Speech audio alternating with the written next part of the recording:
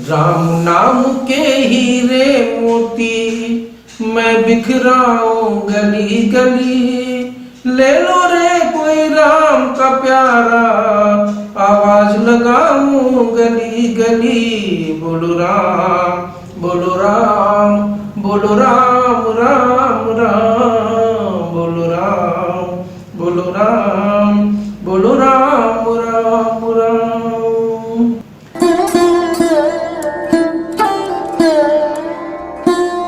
आप सभी को प्रणाम। सत्य सनातन की जय। ईश्वर की असीम अनुकंपा से, गुरु महाराज के असीम अनुकंपा से हम सभी लोगों को भगवत चर्चा करने का परम सौभाग्य प्राप्त हो रहा है। पूर्व वंदना कर लेते हैं।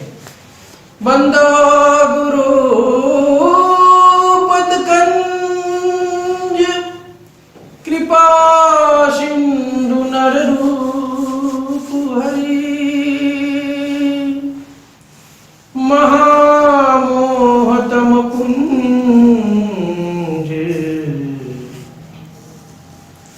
जासु बचन रविकर निकर।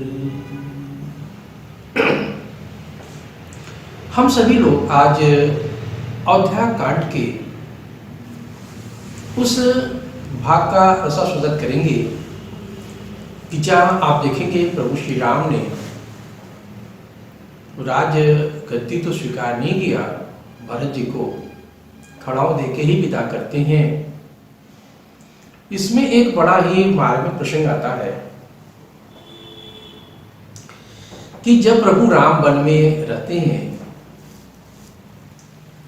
तो वहां के लोगों से कहते हैं, जब ये जान जाते हैं कि भरत जी हम लोग हमसे मिलने आने वाले हैं, तो वो वनवासियों से कहते हैं कि ऐसा करना कि जिस रास्ते से भरत को आना है उस रास्ते के कांटों को दूर कर देना, साफ सुथरा कर देना। वनवासी पूछते हैं कि प्रभु अब तो कोई मतलब नहीं रहा, आप यहाँ आ गए हैं, आपके पैर में भी कांटे चुभे होंगे, पैर में भी छाले पड़े होंगे, अब भरत से क्या करोगे? बात तो आ चुके हैं, अब इस को सफाई करने से क्या मतलब है? तो प्रभु श्री राम कहते हैं, तुम नहीं जानते भरत को, उसका इतना कोमल हृदय है, वो मेरे प्रति इतना लगाव रखता है कि उसको एक भी कांटा यदि चुभ गया तो तुम ये समझ लेना कि उसको कांटे चुभने का दर्द तो नहीं होगा अपने आप के, उसको कांटा चुभ गया। और यदि वो जान गया कि प्रभु राम को, मेरे भैया को कांटा चुभा रास्ते में, तो वो उस दुख से इतना व्याकुल हो जाएगा कि वो उस दुख को सह नहीं सकता, उसके प्राण भी जा सकते हैं। इतना वो मुझसे प्रेम करता है, इसलिए आप रास्ते को साफ कर दीजिएगा। ये देखिए कितना सुंदर एक प्रेम का दृश्य उत्पन्न होता है। अब आगे कथा में लेकर चलते हैं आपको। आगे कथा में आप ये देखें कि अब वो यहाँ पे देवराज इंद्र भयभीत हैं। अब जो कथा चल रही है अयोध्या कांड के अंतिम भाग की तरफ में हम सभी लोग हैं, तो इसमें कश्मकश की स्थिति बनी है। जनक जी कुछ चाह रहे हैं, वशिष्ठ जी भी कुछ चाह रहे हैं, भरत जी भी कुछ चाह रहे हैं, प्रभु श्री राम भी कुछ चाह रहे हैं, सबके अपने मत है, लेकिन सबका एक लास्ट डेस्टिनेशन है, एक लास्ट जो मोटो है, उद्देश्य यही है कि किसी तरह से प्रभु श्री राम अयोध्या की तरफ आ जाए और सभी अपने अपने स्थान पे स्थित हो जाए और सब सुख शांति से हो। लेकिन ऐसा संभव इसलिए नहीं हो पा रहा है कि प्रभु श्री राम मर्यादा पुरुषोत्तम राम कहे जाते हैं। उनको ये पता था कि यदि हम अयोध्या लौट गए तो जिस कार्य के लिए मेरा अवतरण हुआ है वो कार्य संपन्न नहीं हो पाएगा। तो अब यहाँ देवराज इंद्र भी भयभीत है। पहले तो वो कुबुद्धि देकर के कपट करते हैं, फिर उच्चाटन कर, यानी कि उन सबकी बुद्धि को उलट करके सबके सिर पर कर देते हैं और दया माया से सबको मोहित कर देते हैं। सभी पर प्रभु राम के प्रति प्रेम और बढ़ जाता है। भरत जनक मुनि जन तिहाई, लागते वो माया सबही, जथा जोग जन पाई। अर्थात मतलब इसका ये है कि भरत जी, जनक जी, मुनिजन सुमंत को छोड़कर इंद्र की माया सभी को व्याप्त हो गई। जो आत्मज्ञानी तो बच जाते हैं, बाकी सबको इंद्र की माया छा जाती है। प्रभु श्री राम ने देखा कि सभी लोग दुखी हैं और इंद्र ने बड़ा छल कर दिया, सबके साथ में माया डाल दी है। तो होता आगे यह है कि साथ ही भरत जी की भक्ति गुरु वशिष्ठ और राजा जनक सहित समस्त समाज की मति को यंत्रित कर दिया। पाने की भरत जी की भक्ति ऐसी थी प्रभु श्री राम के प्रति कि उसपे इंद्र की माया का कोई असर नहीं पड़ता है। आगे देखिए कितना सुंदर चौपाई है। भोर नहाई सब जुरा समाजू, भरत भूमिशुर तेरोहित राजू, भल दिन आजु जानी मन माही, राम कृपाल कहत सब चाही। प्रातः काल स्नान करके सब समाज एकत्रित हुआ। भरत जी, ब्राह्मण मंडली और राजा जनक आए। आज उत्तम दिन है, यह मन में जानते हुए भी प्रभु श्री राम सब बुझाकर कहते हैं, क्या कहते हैं कि यही बात कहते हैं कि आप सभी लोग जो है निश्चित रहे, परेशान ना हो। भरत जी भी कहते हैं, कहते हैं ध्यान निधान वह उपाय बतलाएं जिससे जीवन भर में आपके चरणों की सेवा कर सकूं। प्रभु श्री राम कहते हैं, ये भरत, तुम्हारी मेरी कुटुंब घर तथा वन की चिंता तो गुरुजी और राजा जनक को है, तुम परेशान मत हो। आगे कहते हैं कि मेरा तुम्हारा परम पुरुषार्थ स्वार्थ सुयश और धर्म और परमार्थ इसी में है कि दोनों भाई पिता की आज्ञा का पालन करें। प्रभु अब आगे देखिए, लेकिन भरत जी का मन जो स्थिर नहीं है, वो प्रभु श्री राम के चरणों में उनका मन लगा हुआ है। प्रभु श्री राम भरत को अनेक प्रकार समझाते हैं, पर बिना किसी आधार के उनके मन को संतोष और शांति नहीं होती है। तुलसीदास जी महाराज आगे भी लिखते हैं, भरत शील गुरु सचिव समाजू, सकुच स्नेह विवश रघुराजू, प्रभु कर कृपा पावरी दिन्नी, सादर भरत शीस धरिलिन्नी। भरत जी के शील से गुरु और मंत्रियों के समाज में श्री राम जी स्नेह और संकोच के बस हो गए। उन्होंने क्या किया, अब प्रभु राम तो लौट नहीं सकते थे। अब यहाँ विचार देखें, प्रभु राम सोचने लगते हैं, विचारने लगते हैं। अब देखिए यहाँ कितना सुंदर प्रसंग है। प्रभु श्री राम जब ये समझ जाते हैं कि ये भरत मानने वाला तो नहीं है, बिना लिए मेरे जाएगा नहीं, क्या करें क्या करें, क्या ना करें क्या ना करें, सोच रहे विचार रहे हैं। अंत में सोचते कि चलो इसको अपना खड़ाऊ भी दे दूं, कहूँ कि भैया ठीक है, तो मुझे चरणों की सेवा करनी है तो तुम मेरा खड़ाऊ ले लो।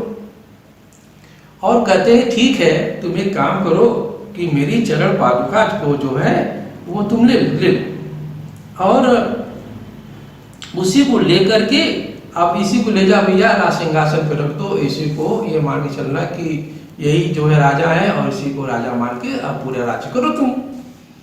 तो अब देखिए आगे क्या लिखते हैं कि भरत जी के शील से गुरु और मंत्रियों के समाज में श्री राम जी स्नेह और संकोच के बस हो गए। उन्होंने उनको अपनी खड़ाऊ दे दी।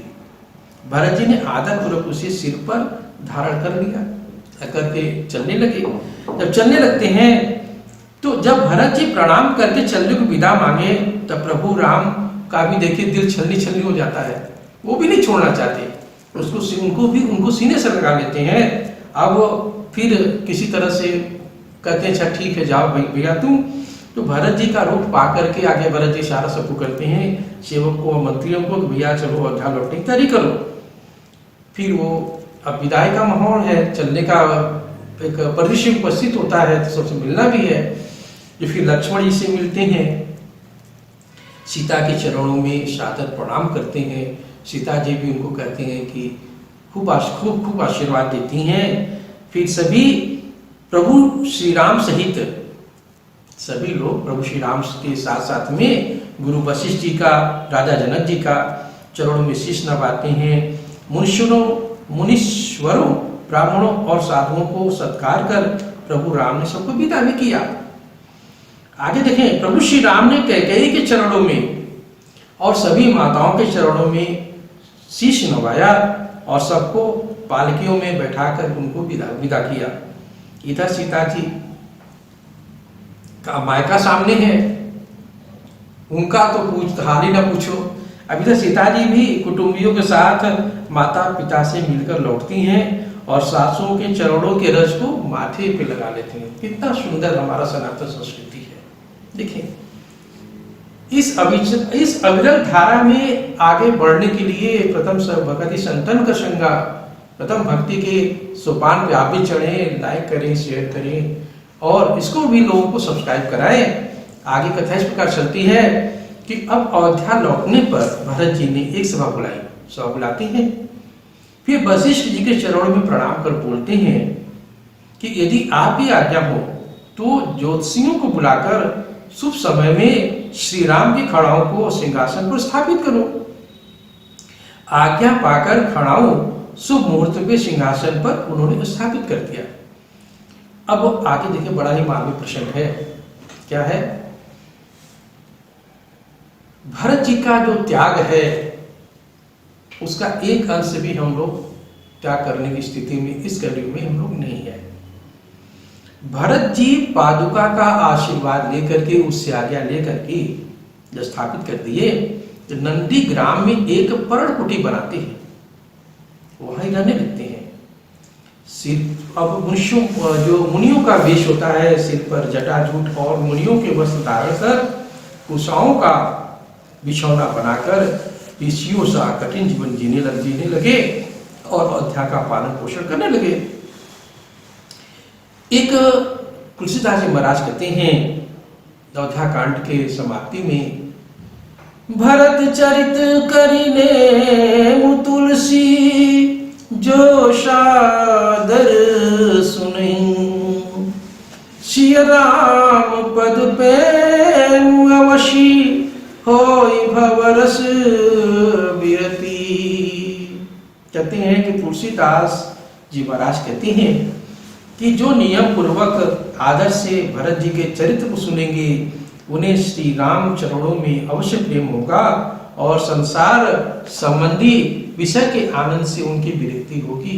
एक छोटा सा भजन। राम नाम के हीरे मोती मैं बिखराऊं गली गली, ले लो रे कोई राम का प्यारा, आवाज लगाऊं गली गली, बोलो राम बोलो राम बोलो राम राम राम, बोलो राम बोलो राम बोलो राम राम राम। दौलत के दीवानों सुन लो, एक दिन ऐसा आएगा, धन दौलत रूप खजाना यही धरा रह जाएगा। दौलत के दीवानों सुन लो, एक दिन ऐसा आएगा, धन दौलत और रूप खजाना यही धरा रह जाएगा। सुंदर काया माटी होगी, सुंदर काया माटी होगी, चर्चा होगी गली गली, ले लो रे कोई राम का प्यारा, आवाज लगाऊं गली गली, बोलो राम बोलो राम